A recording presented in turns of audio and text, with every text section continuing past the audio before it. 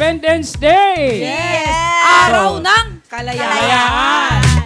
Sa mga bago po dito, ako po'y dati nangangarap lang. Sabi ko, sana matapatan ko yung sweldo ko sa BPO.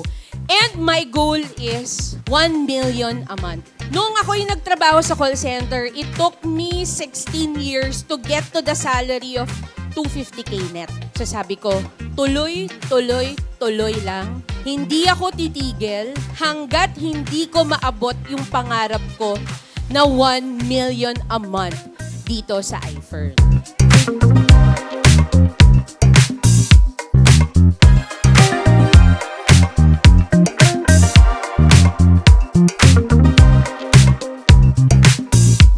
Anong gagawin natin sa mga pera kung wala na tayo? Unahin po natin ang ating health bago ang wealth. Nandito po ang iFern. Nandito po si Sir Tom, si Madam Kim, mga upline para tulungan tayo.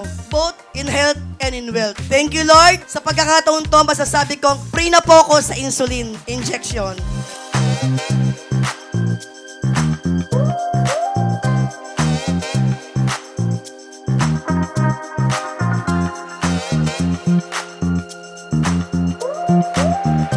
Parang gusto ko lang i-share sa inyo na ang sarap mag-iFern, ang sarap ng kumikita ka sa sarili mong pera. Kasi ayan yung time na nakaupo na sila lahat yan sa bus, ako na lang ang inaantay nila kasi nagsha-shopping pa ako. Imagine niyo yung ganong feeling, yung nagsha-shopping ka ng sarili mo na hindi na yung para sa ibang tao. Yung naiyak ako kasi 2 beses po ako nag-abroad, hindi ako nakabili kahit isang damit ko. Umuwi ako kung ano suot ko, bumalik ako, yun din na suot ko.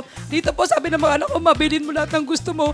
Nagawa ko po yun, yung dating isang maleta pagpunta ng Japan, pag uwi namin 3 na kasi sobrang dami ng binili. Ito po yung travel na talagang hindi ka mag-ano kasi lahat ng gusto mo mabibili mo dahil may pera ka na sa'yo.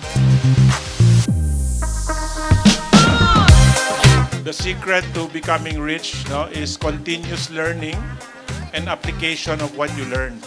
Kung hindi mo ina-apply yung natutunan mo, yung knowledge mo wala ring kwenta.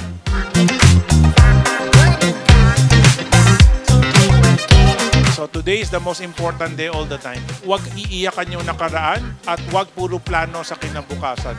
Anong gagawin mo today? Kaya nga, iFern Daily Results Movement. So the day that we are in, that is the most important day. Nothing is more important than today.